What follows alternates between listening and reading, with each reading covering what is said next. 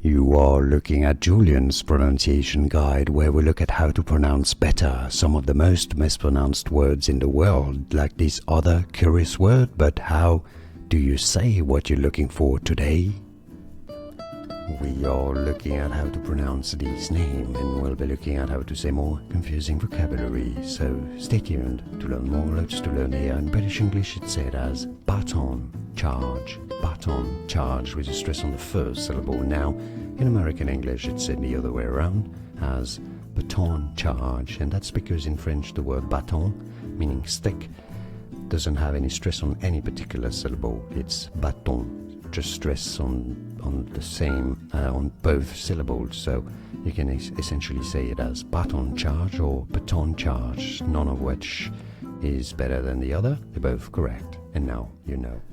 Here are more videos on how to pronounce more confusing words and names too many mispronounced. Like this video if you found it useful. I appreciate your support. I'll see you soon, and thanks for watching.